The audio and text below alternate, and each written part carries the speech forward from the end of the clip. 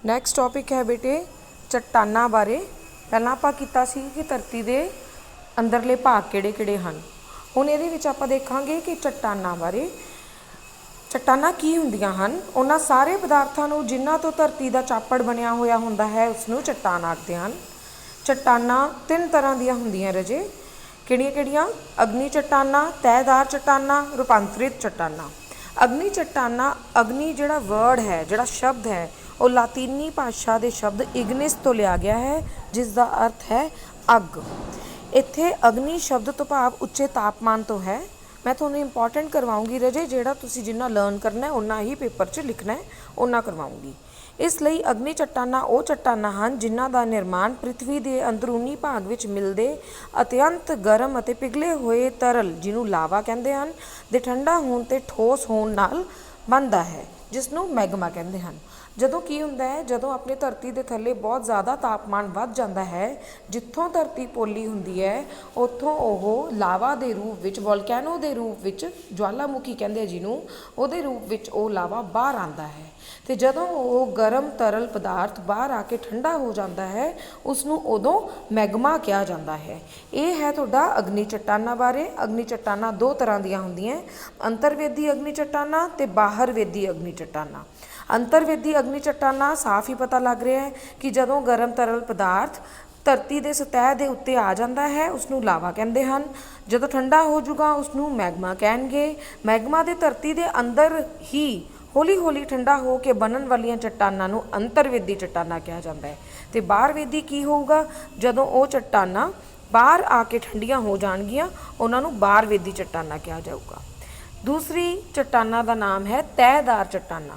ਤੈਅਦਾਰ ਚੱਟਾਨਾਂ ਕਿਹੜੀਆਂ ਹੁੰਦੀਆਂ? ਉਹ ਚੱਟਾਨਾਂ ਜਿਹੜੀਆਂ ਅਨੁਛਾਦਨ, ਜਿਹਨੂੰ ਡੈਨੂਡੇਸ਼ਨ ਵੀ ਕਹਿੰਦੇ ਹੈ, ਦੇ ਕਾਰਕਾਂ ਕਰਕੇ ਹੁੰਦੀ ਹੈ। ਜਿਵੇਂ ਵਹਿੰਦਾ ਪਾਣੀ, ਹਵਾ, ਜਦੋਂ ਬਹੁਤ ਤੇਜ਼ ਹਵਾ ਵਗੂਗੀ ਤਾਂ ਕੀ ਹੋਊਗਾ?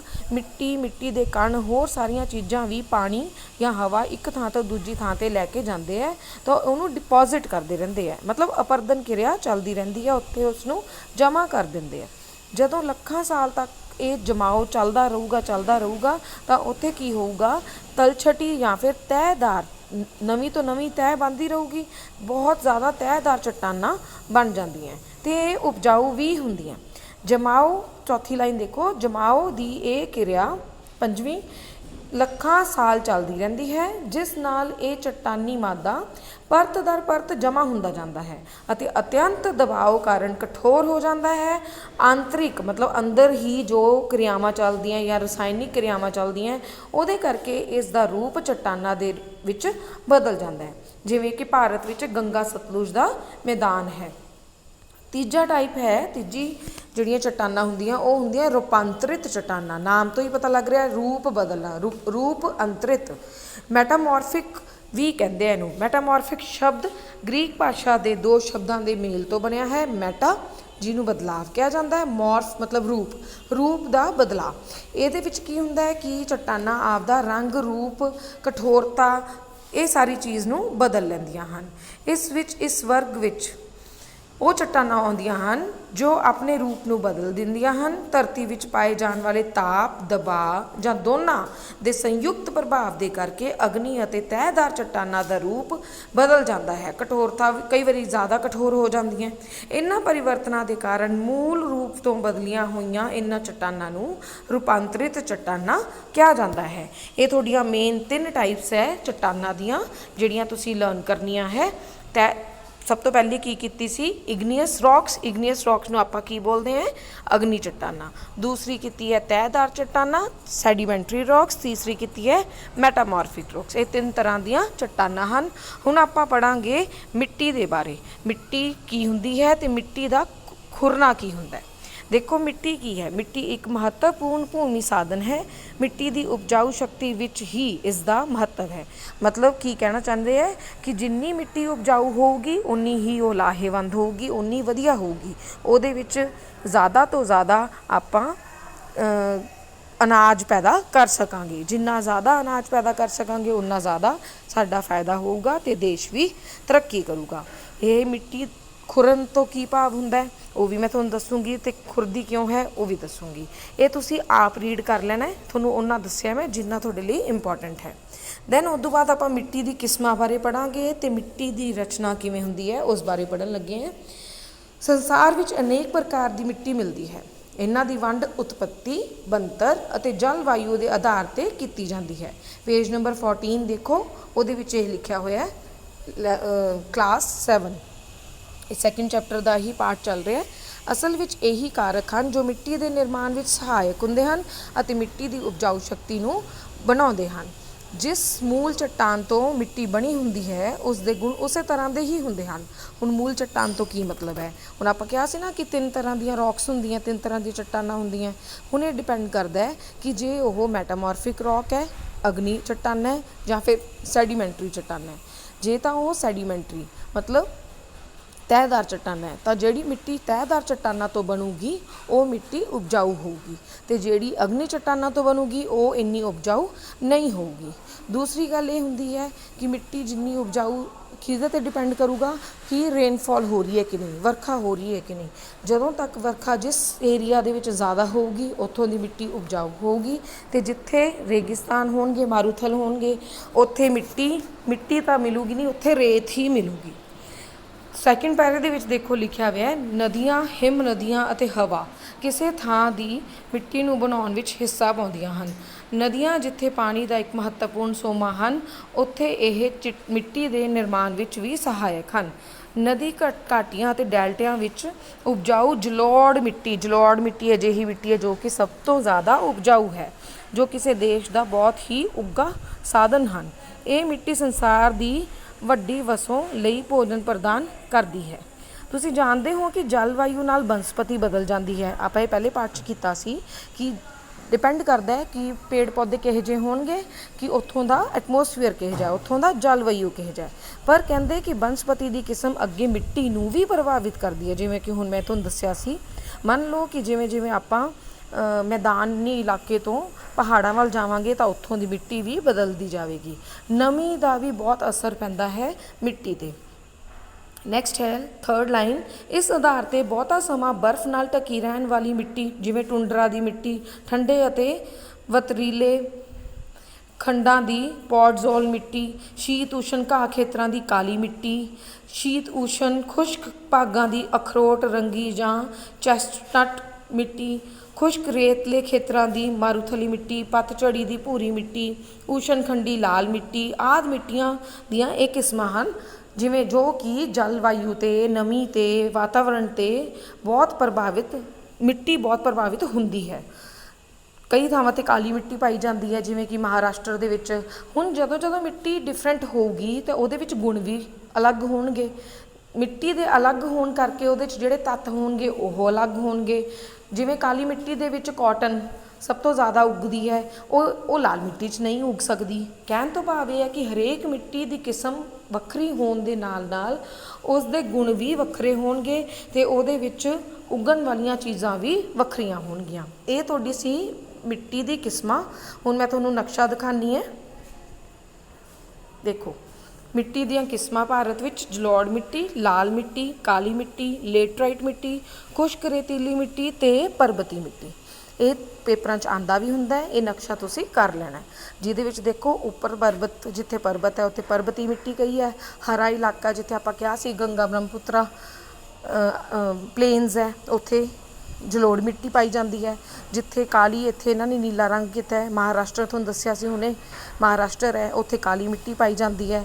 ਲੇਟਰਾਈਟ ਮਿੱਟੀ, ਖੁਸ਼ਕ ਰੇਤੀਲੀ ਮਿੱਟੀ ਰਾਜਸਥਾਨ ਦੇ ਵਿੱਚ ਹੈ, ਠੀਕ ਹੈ। ਅਤੇ ਲਾਲ ਰੰਗ ਦੀ ਮਿੱਟੀ, ਲਾਲ ਮਿੱਟੀ ਥੱਲੇ ਪਾਈ ਜਾਂਦੀ ਹੈ। ਇਹ ਸਾਰਿਆਂ ਤੋਂ ਪਤਾ ਲੱਗਦਾ ਹੈ ਕਿ ਜਿੱਥੇ ਜਿਵੇਂ ਜਲਵਾਯੂ ਹੋਊਗਾ ਉਸ ਤਰ੍ਹਾਂ ਤੇ ਮਿੱਟੀ ਦਾ ਰੰਗ ਵੀ ਬਦਲਦਾ ਰਹੂਗਾ। ਅਤੇ ਮੈਂ ਤੁਹਾਨੂੰ ਰਿਵੀਜ਼ਨ ਲਈ ਦੱਸ ਰਹੀ ਹਾਂ ਕਿ ਜਦੋਂ ਮਿੱਟੀਆਂ ਬਦਲਣਗੀਆਂ, ਮਤਲਬ ਕੀ ਹੈ ਕਿ ਇਹ ਚੱਟਾਨਾਂ ਤੋਂ ਬਣੀ ਹੈ। ਜਿਵੇਂ ਹੁਣ ਲਾਲ ਮਿੱਟੀ ਜੇ ਆਪਦਾ ਰੰਗ ਬਦਲਦੀ ਹੈ, ਜਾਂ ਕੋਈ ਵੀ ਮਿੱਟੀ ਹੈ, ਰੂਪ ਉਦੋਂ ਬਦਲੂਗਾ ਜੇ ਉਹ ਰੂਪਾਂਤਰਿਤ ਚੱਟਾਨਾਂ ਤੋਂ ਬਣੀ ਹੈ। ਹੁਣ ਆਪਾਂ ਇਹਦੀ ਐਕਸਪਲੇਨੇਸ਼ਨ ਕਰਦੇ ਹਾਂ ਬੇਟਾ। ਸਭ ਤੋਂ ਪਹਿਲਾਂ ਹੈ ਜਲੋੜ ਮਿੱਟੀ। ਜਲੋੜ ਮਿੱਟੀ ਕੀ ਹੋਊਗੀ? ਇਹ ਹੁੰਦੀ ਹੈ ਸੈਡੀਮੈਂਟਰੀ ਰੌਕਸ ਤੋਂ ਬਣਦੀ ਹੈ। ਮਤਲਬ ਕੀ ਹੁੰਦਾ ਇਹਦੇ ਵਿੱਚ ਕਿ ਤਹਿਦਾਰ ਚੱਟਾਨਾਂ ਜਾਂ ਤਲਛਟੀ ਚੱਟਾਨਾਂ ਤੋਂ ਇਹ ਬਣਦੀ ਹੈ। ਬਹੁਤ ਜ਼ਿਆਦਾ ਹੀ ਵਧੀਆ ਹੁੰਦੀ ਹੈ। ਇਹਦੇ ਵਿੱਚ ਉਪਜਾਊ ਸ਼ਕਤੀ ਬਹੁਤ ਵਧੀਆ ਪਾਈ ਜਾਂਦੀ ਹੈ।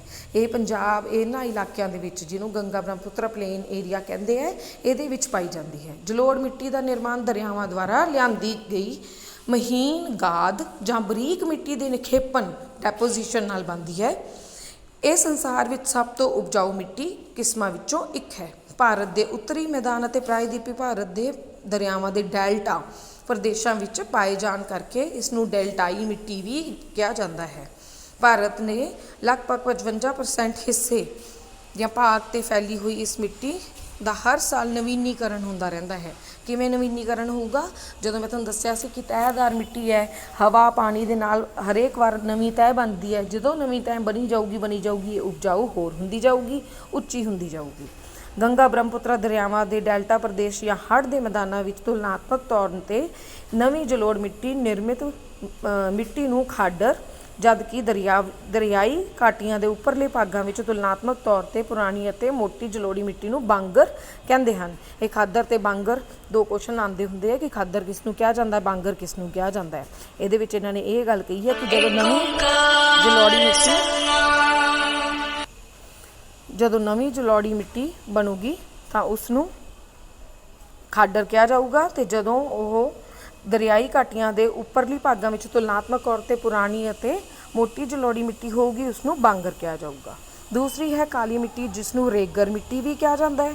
ਇਸ ਦਾ ਨਿਰਮਾਣ ਜਵਾਲਾਮੁਖੀਆਂ ਕਾਰਨ ਹੁੰਦਾ ਹੈ। ਮਤਲਬ ਕਿਹੜੀ ਮਿੱਟੀਆਂ ਕਾਰਨ ਹੁੰਦਾ ਹੈ? ਇਗਨੀਅਸ ਰੌਕਸ ਤੋਂ ਇਹ ਬਣਦੀ ਹੈ। ਇਹ ਡੂੰਘੀ ਅਤੇ ਮਹੀਨ ਕਣਾਂ ਵਾਲੀ ਕਾਲੇ ਰੰਗ ਦੀ ਹੁੰਦੀ ਹੈ। ਨਮੀ ਨੂੰ ਲੰਬੇ ਸਮੇਂ ਤੱਕ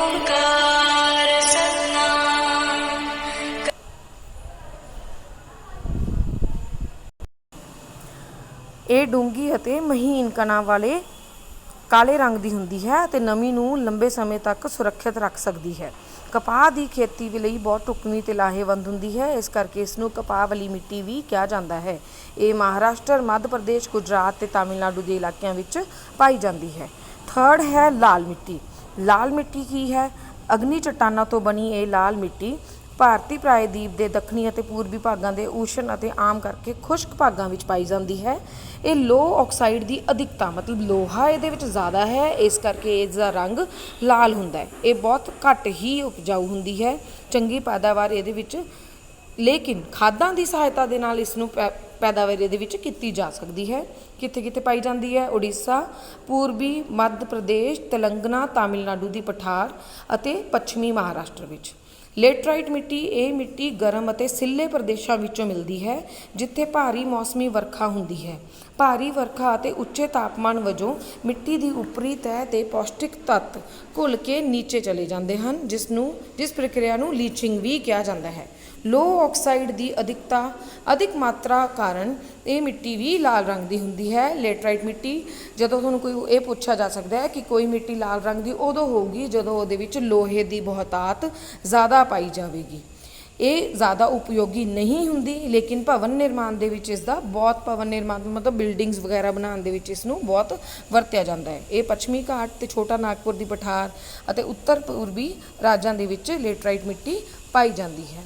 ਨੈਕਸਟ ਹੈ ਆਪਣੇ ਕੋਲ ਖੁਸ਼ਕ ਰੇਤੀਲੀ ਮਿੱਟੀ। ਨਾਮ ਤੋਂ ਹੀ ਪਤਾ ਲੱਗ ਰਿਹਾ ਹੈ ਕਿ ਇਹ ਮਾਰੂਥਲਾਂ ਵਿੱਚ ਪਾਈ ਜਾਵੇਗੀ, ਗੁਜਰਾਤ ਅਤੇ ਰਾਜਸਥਾਨ ਦੇ ਵਿੱਚ।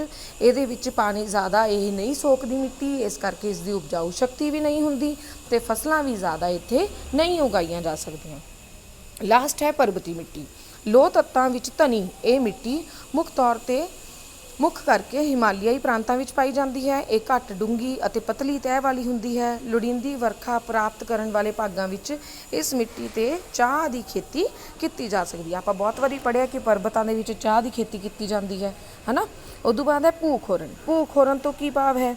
ਇਹ ਹੈ ਇੱਕ ਬਹੁਤ ਗੰਭੀਰ ਸਮੱਸਿਆ ਹੈ। ਇਸ ਦਾ ਮੁੱਖ ਕਾਰਨ ਇਹੀ ਹੈ ਕਿ ਅਸੀਂ ਪੇੜਾਂ ਨੂੰ ਕੱਟਦੇ ਹਾਂ, ਅਤੇ ਜਦੋਂ ਅਸੀਂ ਪੇੜਾਂ ਨੂੰ ਕੱਟਦੇ ਹਾਂ ਅਤੇ ਪੇੜ ਉਗਾਉਂਦੇ ਨਹੀਂ। ਪੇੜ ਕੀ ਕਰਦੇ ਹੈ, ਕਿਵੇਂ ਆਪਣੀ ਹੈਲਪ ਕਰਦੇ ਹੈ ਕਿ ਇਹ ਭੂ ਖੋਰਦੇ ਨਹੀਂ ਜਾਂ ਭੂ ਖੋਰਨ ਤੋਂ ਕਿਵੇਂ ਬਚਾਉਂਦੇ ਹੈ?